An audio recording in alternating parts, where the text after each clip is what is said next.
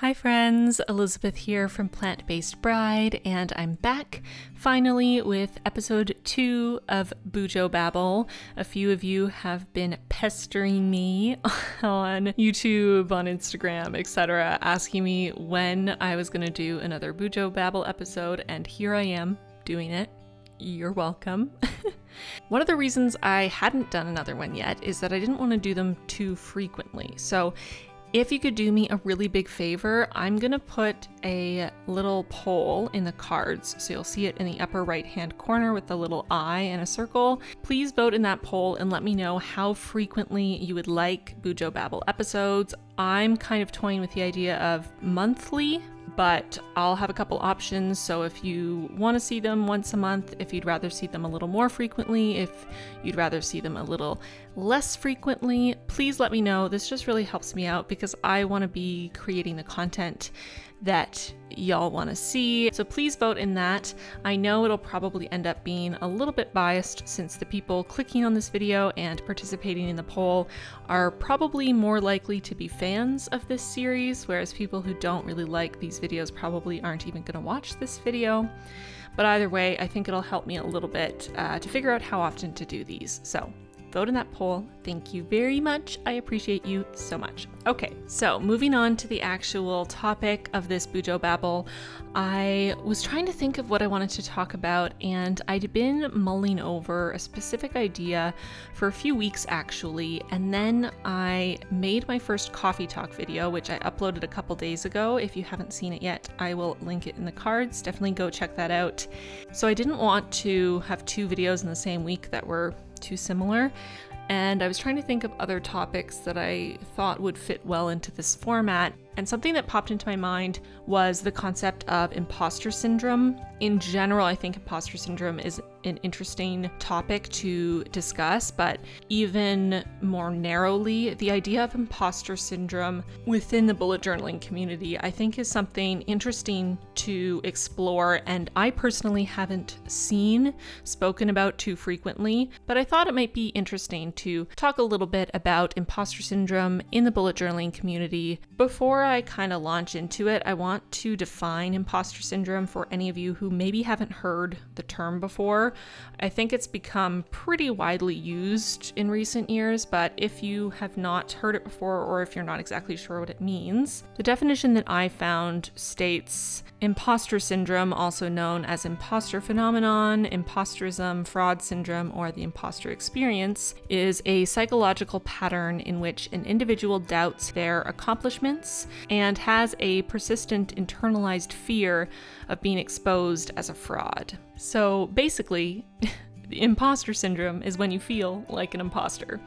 And you can feel like an imposter in many different ways. I think the most common way that I see it represented in media is the feeling of being an imposter within the workplace, or, you know, in a work environment or a work capacity. But there's obviously many ways that this can appear in your life. You can feel like an imposter in your personal relationships, in how you represent yourself on social media, even if social media isn't your job. I think imposter syndrome has always been a part of the human experience. It's essentially a feeling of self-doubt, and I think humans have always experienced self-doubt. But I wonder if imposter syndrome in its current iteration is more of a modern phenomenon, and I don't know if social media has a part to play in that, you know, overall, but I do know that social media has a part to play in my own personal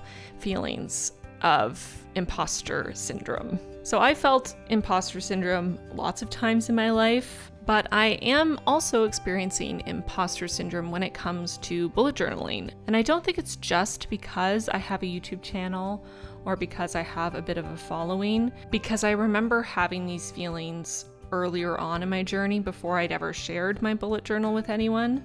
But it's definitely been amplified by having, you know, more eyes on my bullet journal and kind of allowing the general public in to view my bullet journal and also to critique it. And there's nothing wrong with critique, you know, that is kind of a part of the game. If you post your spreads online, whether that's in a YouTube video, on Instagram, in a Facebook group, on Reddit, you are opening yourself up to the potential of critique and people not liking your work. And obviously I understand that. But as I'm sure many of you know, if you've ever posted your work somewhere and had any kind of a hateful or rude comment, it's pretty hurtful to have people, you know, say negative things about something that you've really put your heart and soul into, or even just put, you know, a lot of time into. And those kinds of comments can definitely reinforce this feeling of being an imposter. But in my experience anyway, the cornerstone of imposter syndrome comes from within myself. It may be reinforced by things that people externally say about my work, but it mostly comes from my own brain telling me that my work isn't good enough. It's that feeling of, I'm not an artist. I didn't go to school for visual art. I went to school for the arts, but I didn't learn how to sketch and paint. I didn't have professors who were teaching me about perspective and color theory. I went to school for acting and singing and dancing, and I already question myself enough in those areas. But when it comes to visual art and graphic design and lettering and the kinds of things that go into bullet journaling, all of what I do, I have taught myself. I am 100% self-taught. And I never considered myself to be a visual artist. I've mentioned this in videos before, but growing up, I was the singer-dancer of the family, and my sister, my older sister, was the actor and the visual artist. She was always a better painter than me. She drew better than I did. She was constantly creating visual art. And while I enjoyed making art as well as a kid, I always could recognize that hers was better than mine. And it didn't necessarily upset me. It was just kind of a fact. You know, my sister was the artist, but I knew that I had more of a natural affinity for dancing and singing. And obviously the more I draw, the more I paint, the more I practice my lettering, I can see the improvement. One of the cool things about being a YouTuber is that I can go back a couple years and see the kind of bullet journal that I was making 2 years ago, and I can compare it to today and see the kind of progression that I've had just in drawing and lettering and painting almost every single day for a few years. It really does make a difference. And I can also see, looking at those earlier spreads that I created, the earlier art I made, that I do have a certain natural affinity for it. And I think that's sort of part of just how my brain works as an artist in general, as someone who has always been incredibly artistic and creative. And looking back, I can see potential in what I was making then. But even still, creating spreads now, even drawing the olive branches that you can see me drawing in this video, I second guess myself and think, well, that leaf doesn't look very good, or, oh no, that didn't turn out the way I thought, or, I finish a branch and I kind of take a step back and look at it and think, this isn't as good as I wish it was, and people are going to look at this and think, this person is a joke. They don't have any artistic ability. Why are they posting their art online? Why are they acting like an expert? And to be fair, I almost never get comments like that. Most of the comments I get are quite positive, and the occasional negative comments I get tend to not be about my ability as an artist, though occasionally they are. And I definitely know that I have room to improve. I'm not saying that I'm a great artist, because again, the whole point of this discussion is, feeling like I'm not a great artist. I know that there's so much that I can learn, but I'm also trying to remind myself that you have to start somewhere, and the more I draw, the more I practice, the better I get. And I'm self-taught, and this is where I'm at right now, and it's only going to improve the more I work on it, and the more I kind of lighten up on myself and allow myself to make mistakes and create art that isn't that great and learn from it and keep going. But I really thought this would be an interesting topic because I feel like I see other people experiencing imposter syndrome within the bullet journal community almost every single day. And obviously I can't see into their minds. I don't know these people on a personal level. So maybe it's not imposter syndrome that they're experiencing, but how many times do you see someone post their spread and say, I know this isn't as good as other people's spreads, or I know that this isn't very good, or I know that I'm not a great artist, or I know I messed this up, but here's the spread I made. I'm kind of proud of it. Or sometimes they don't even have that, but I like it ending. You know, it's just, I know this isn't very good. And then they post their art, or they post their bullet journal spread. I feel like I see this so much more often than I see someone saying, hey, I made this thing, I'm really happy with it.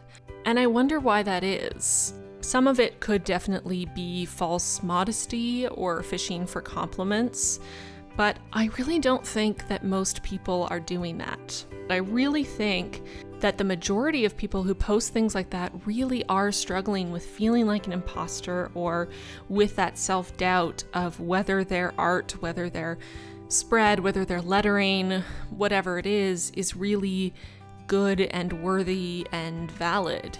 And that makes me really sad that so many of us are putting so much time and so much of our hearts and souls into creating these beautiful spreads, and then we just second guess ourselves and worry that others won't like what we made, or will judge us, or will hate on our work or critique our work.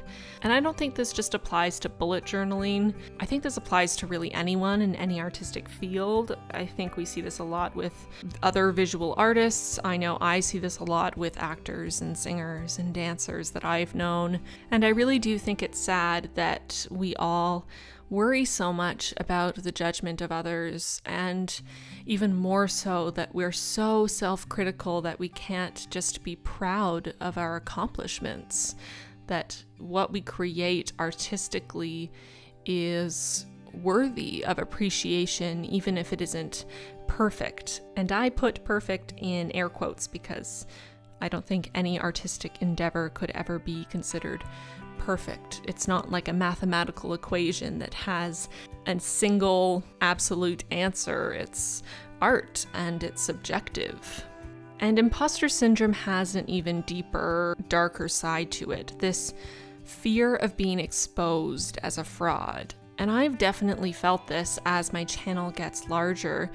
This feeling in the pit of my stomach when I post a video thinking someone's gonna come out and call me out as the inexperienced, untalented fraud I am, and I'm gonna get canceled and everyone's gonna leave my channel because they're finally going to have the wool pulled from their eyes and they're gonna realize that I have no idea what I'm talking about and I am not good at art and I'm not good at bullet journaling, and they're just going to leave me forever and I'm gonna lose everything I've worked for. And I don't know if other bullet journaling YouTubers feel this way. I don't know if other YouTubers in general feel this way, but this is what imposter syndrome does. This is how our brains reinforce this feeling of self-doubt and give us this deep fear, kind of burrow deep into our stomachs, this deep fear of being exposed somehow. Imposter syndrome isn't an actual recognized disorder, but the term was coined in 1978 when a couple clinical psychologists found that despite having adequate external evidence of accomplishments, people with imposter syndrome remained convinced that they don't deserve the success they have. People with imposter syndrome are more likely to call their success good luck or good timing, and dismiss it as other people believing that they're better or more intelligent or more competent than they actually are. One of the most frustrating things about imposter syndrome is that it can really limit us. It can make us too afraid to share our work with the world. It can make us back down from opportunities. It can make us hide our unique contributions away instead of sharing them with the world. I know I have found it incredibly helpful to speak about this with my friends and family and therapist, to be able to voice these feelings and to have that reassurance back that I am in fact worthy of the success that I have found, and that I am in fact talented and good at various things, and it's not all just good luck or good timing. If you're struggling with imposter syndrome, it may also help to write down a list. Just do a brain dump of all of your skills, of your accomplishments, of your successes, and just take a step back and look at that and realize just how much you have achieved and how much potential you have to achieve even more. At the end of the day, I think we all need to remember that we're here and we all have value. We all have our own internal worth, and we're all uniquely able to contribute something to improving the world in some tangible way. Even if you don't feel like you have anything unique about you, I can promise you that you do. And every single person has their own concoction of talents and skills and abilities and experiences that they can combine into something meaningful and worthwhile. And it may take a little bit of time to figure out what that is, but once you do, try not to let self-doubt stop you from sharing it with the world, because the world will be a better place when we're all able to be ourselves authentically and share what we are good at unabashedly. In most cases, I think we're smarter than we think we are, and we're better than we think we are. And we know a lot more than we give ourselves credit for. I hope this video serves as a reminder for you if you've been struggling with self-doubt, if you have struggled with imposter syndrome. I know I am going to come back and listen to this recording of me saying all of these things next time I feel like I am not worthy of the success that I have found, or get crippled with self-doubt and am too afraid to take on a new opportunity. By talking about it, by naming it, and working to dispel it, I think that we can maybe find a way to overcome imposter syndrome. Maybe not entirely, but beat it back enough that we can live fulfilling and meaningful lives. Well, that is all I have to say today on the subject of imposter syndrome, and more specifically, imposter syndrome within the bullet journaling community. I would love to know your thoughts on this topic in the comments below, so please leave them down there so we can discuss. As always, if you have any suggestions for future BuJo Babble topics, please leave them in the comments below. I want to say a big thank you to my patrons for their support, and especially to my newest patron, Vianney. Welcome to the squad. I hope you're all having a lovely day, and I'll see you very soon in my next video. Bye, friends.